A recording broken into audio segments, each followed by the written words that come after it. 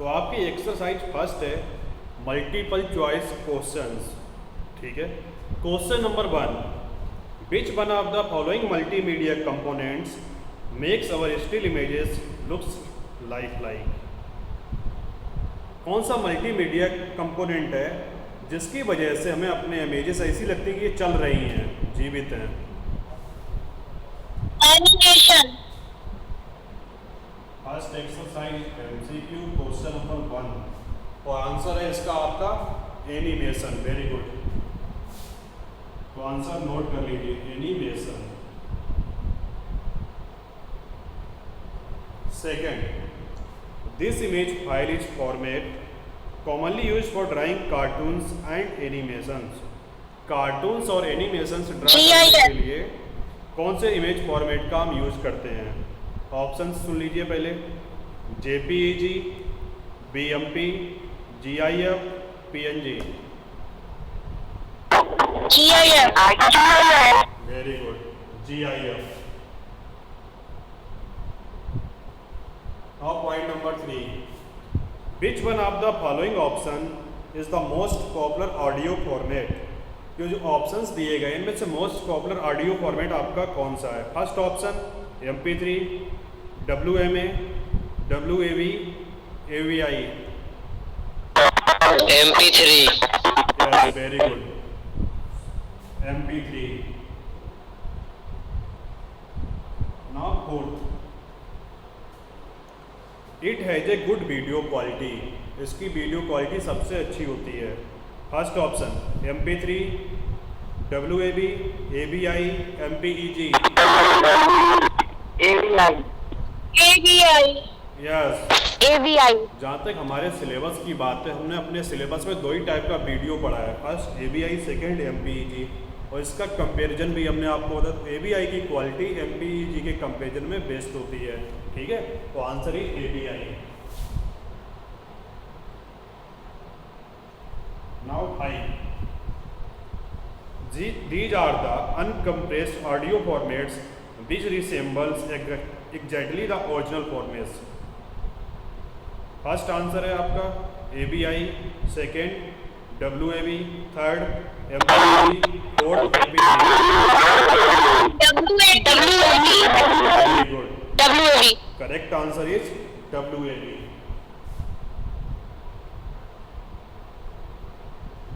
Third में MP3 है। हाँ बेटा, थर्ड में MP3 है आपका।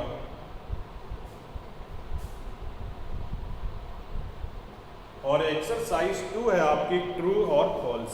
ठीक है,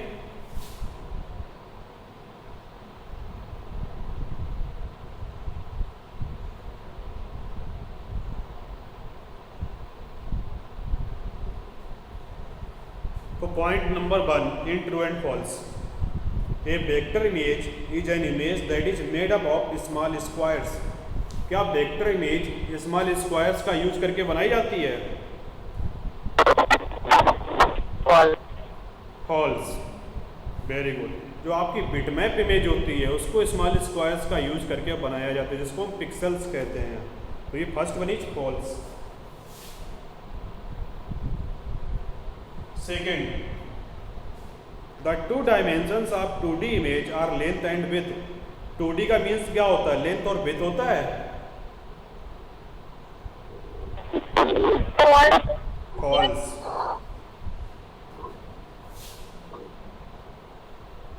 third, virtual reality is the technique that helps in making an artificial thing a real one.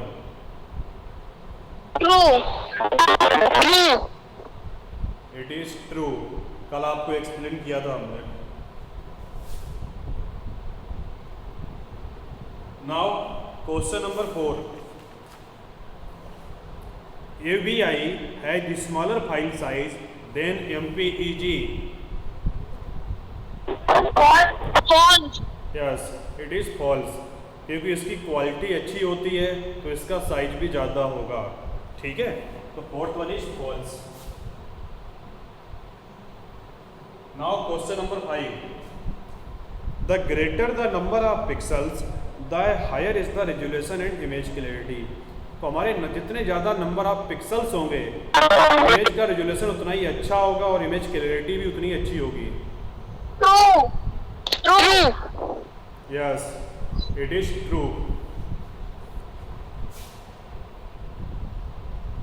तो फिर आप लोग इसको नोट कर लीजिए, जल्दी से नोट कर लिया सभी? सर ये 5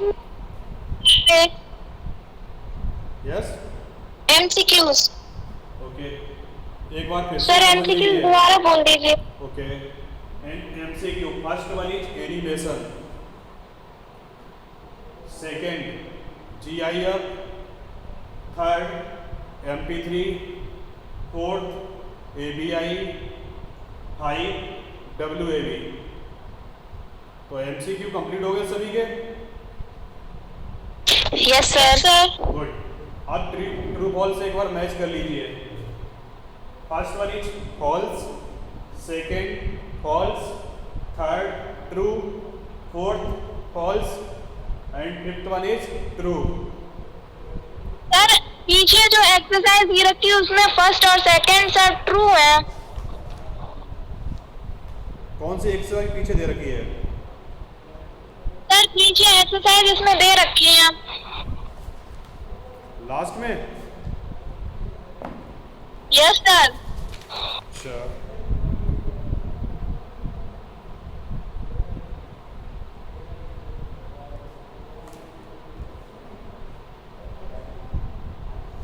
अब आप एक काम कीजिए, उसको प्रूव करने के लिए जहाँ पे आपका बिटमैप इमेज और वेक्टर इमेज दिया गया था वहाँ पे आइए।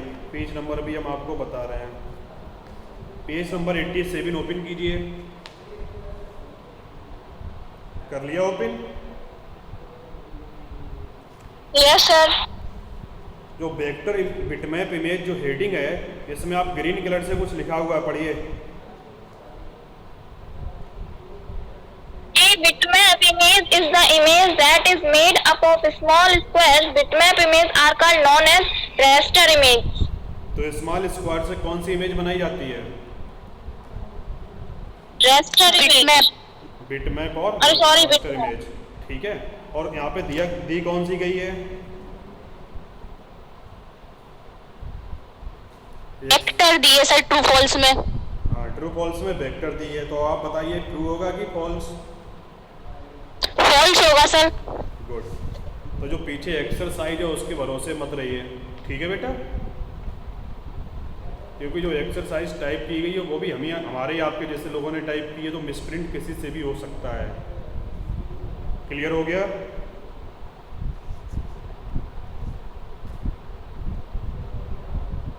फर्स्ट पॉइंट क्लियर हो गया आपका? Yes sir. Second point, yes sir. The two dimensions of 2D image are length and width. 2D image का मीनिंग लेंथ और विड्थ से नहीं होता है। आपको कल हमने LCD और LED का एक एग्जांपल दिया था, ठीक है? अगर LCD का हम साइज बढ़ा दें तो क्या वो LED बन जाएगी, 3D हो जाएगी? नहीं, ये कोई LCD और LED ऑटोमेटिकली बहुत बड़े बड़े 32 इंचेस या 54 इंचेस में आ रही हैं। LCD रहेगी, LED रहेगी, उसकी यही तो क्वालिटी है। तो 2D मीन्स लेंथ और ब्रीथ नहीं होता है, इसका मीनिंग होता है डायमेंशंस एंड रिजोल्यूशन से। समझ में आ गया? Yes sir. तो सेकंड भी आपका फॉल्स है। तो आपकी एक्सरसाइज यहीं पे कंप्लीट हो जाती है। नेक्स्ट है आपके क्वेश्चन आंसर्स। तो आप लोग क्वेश्चन आंसर्स को समझ लीजिए।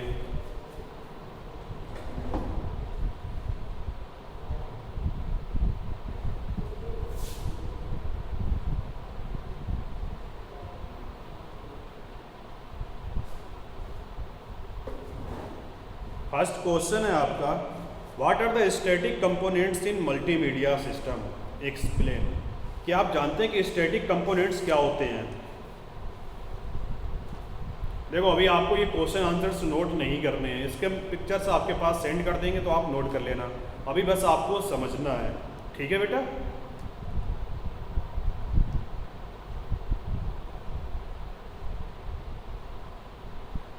समझ में आया कि नहीं?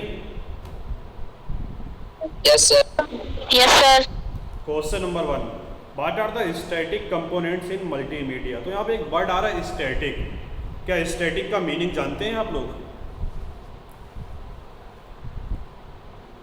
No sir. तो अगर आंसर आता है तो बताइए, नहीं आता तो नो। ठीक है, आपका कोई टेस्ट नहीं चल रहा है, आप पढ़ने आए हो, पढ़ाने नहीं आए हो। और आपको आंसर आता है तो बताइए, नहीं आता तो हम बताएंगे, लेकिन हमेशा रिप्लाई कीजिए। तो जो हमारे पेजेस होते हैं, जो मल्टीमीडिया कंटेंट होता है, ये हमेशा 2 टाइप्स का होता है। फर्स्ट होता है स्टैटिक, सेकेंड होता है डायनेमिक। ठीक है, इसका सबसे बेस्ट एग्जांपल हम वेबसाइट के थ्रू दे सकते हैं आपको। स्टैटिक कंटेंट आपका वो होता है जिसको आप चाहें जितनी बार देखो, हमेशा आपको सेम दिखाई देता है। और डायनेमिक कंटेंट कौन सा होता है? जितनी बार आप उसको ओपन करेंगे उतनी बार हमेशा उसका एक नया लुक आता है। फॉर एग्जांपल, आपकी CBSE की वेबसाइट है, ठीक है, आपकी स्कूल अमन इंटरनेशनल की वेबसाइट है। इन वेबसाइट को आप जब भी ओपन करोगे आपको हमेशा सेम लुक मिलेगा इसका। तो ये हमारी वेबसाइट्स होती हैं स्टैटिक वेबसाइट्स। तो स्टैटिक में जैसे for example text, image, graphics, ये चीज़ें आ जाती हैं। Text,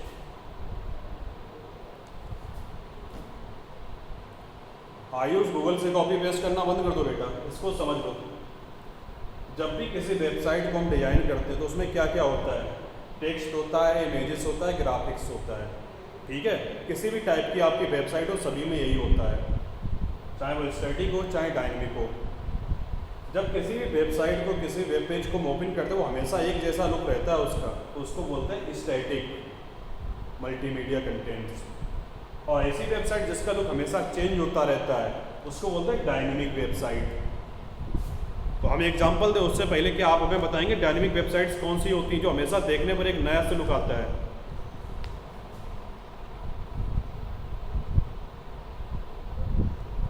anyone?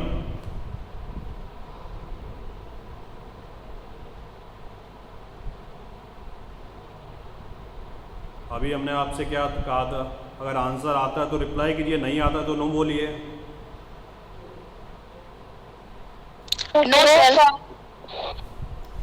देखिए, आपने ऑनलाइन शॉपिंग वेबसाइट्स देखी हैं, अमेजन, फ्लिपकार्ट, स्नैपडील और आपका फेसबुक। इन वेबसाइट्स को, पेजेस को आप जितनी बार रीलोड करेंगे हमेशा उतनी बार आपके आइटम्स चेंज होते रहते, हमेशा रिफ्रेश होता रहता है, हमेशा कुछ ना कुछ नया देखने को मिलता है। ठीक है, तो ऐसी वेबसाइट्स को बोलते हैं डायनेमिक वेबसाइट। और डायनेमिक का अगर मैं आपको एग्जांपल दें तो वीडियो, एनिमेशन, ये आपके डायनेमिक में आ जाते हैं। अब स्टैटिक और डायनेमिक क्लियर हो गया? Yes sir. तो क्वेश्चन नंबर 1 का आंसर होगा static media, this refers to content that does not change. Static content means जो कभी भी चेंज नहीं होता है। For example, an advertisement in a newspaper.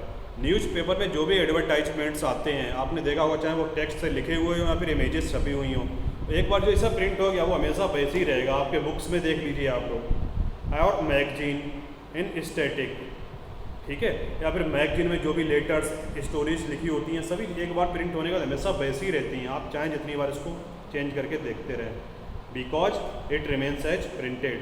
For example text, graphics and images. Now question number 2, what is the difference between a bitmap image and a vector image. Bitmap image और vector image में क्या difference होता है? पहला तो difference यही है जो आपकी बुक में दिया गया है कि बिटमैप इमेज आपकी स्मॉल स्क्वायर से बनी होती है। ठीक है, पेज नंबर 87 पे दिया गया था। बिटमैप इमेज आपकी स्मॉल स्क्वायर से बनी होती है जिसको हम पिक्सेल्स कहते हैं। और वेक्टर इमेज ये आपके जियोग्राफिकल शेप्स, ज्योमेट्री के शेप से बनी होती है। For example line, curve and points, इन सभी को मिला के आपकी वेक्टर इमेज बनाई जाती है। सेकंड पॉइंट, बिटमैप का फाइल साइज बड़ा होता है, वेक्टर इमेज का फाइल साइज कम होता है। जो बिटमैप इमेजेस होती हैं इनको हम फोटोग्राफ्स में यूज़ करते हैं, डिजिटल कैमरा से जो भी इमेज ली जाती हैं ये हमारी बिटमैप इमेज होती हैं। नेक्स्ट वेक्टर इमेज में आता है suitable for logo, icons, clip art and abstract images. जो आपने देखा हो किसी न किसी कंपनी का या स्कूल का जो लोगो होता है, आइकॉन्स होते हैं सॉफ्टवेयर्स के, या क्लिप आर्ट में जो MS वर्ड के क्लिप आर्ट में हमें इमेजेस मिल जाती हैं, ये सभी हमारी वेक्टर इमेजेस होती हैं। तो बिटमैप और वेक्टर इमेजेस समझ में आ गई क्या होती हैं? Yes sir. Good. Next question है what is hyper text. Hyper text क्या होता है? Hyper text is a text which is not considered to be linear. Hyper text वह टेक्स्ट होता है जो लीनियर टेक्स्ट में कंसीडर नहीं किया जाता है। अब आपको यही नहीं पता कि लीनियर क्या होता है, ठीक है।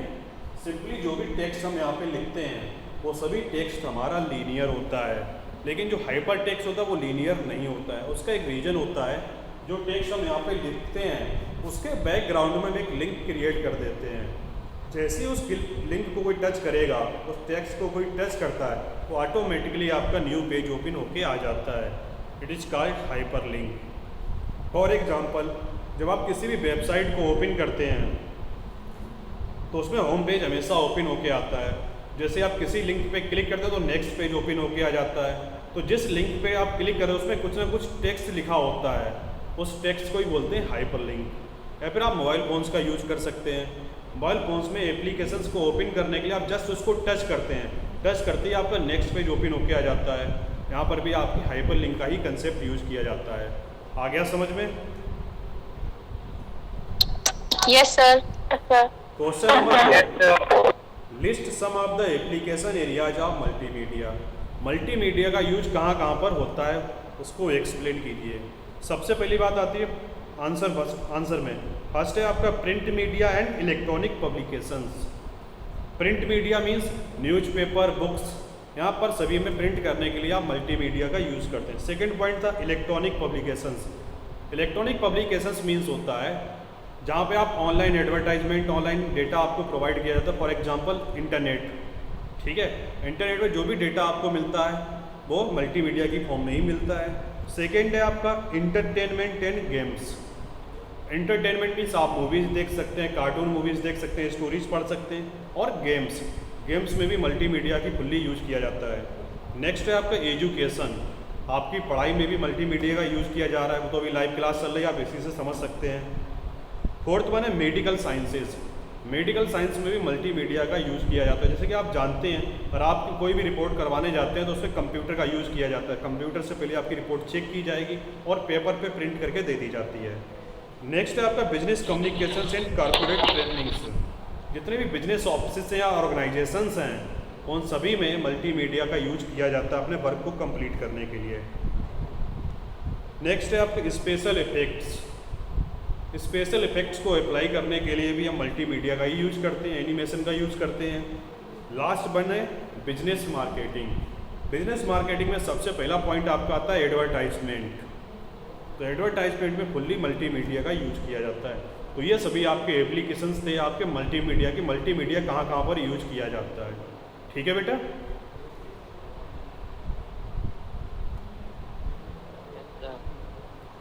और लास्ट क्वेश्चन है आपका explain virtual reality. Virtual reality क्या होता है? It is the technique that helps in making an artificial thing a real one. किसी भी आर्टिफिशियल थिंग को रियल की तरह बनाना ही हमारा वर्चुअल रियलिटी होता है। जैसे कल हमने आपको समझाया था कि किसी भी 3D होलोग्राम के थ्रू हम इस तरह से प्रेजेंट कर सकते हैं, जो पर्सन किसी अदर कंट्री में बैठा हुआ है और सामने से देखने पे लगेगा कि वो बिल्कुल हमारे सामने है। जब उसके बिल्कुल पास में हम जाएंगे तो हमें समझ में आएगा नहीं, ये हमारे सामने नहीं है, होलोग्राम चल रहा है, ठीक है। तो ये होता है आपका वर्चुअल रियलिटी।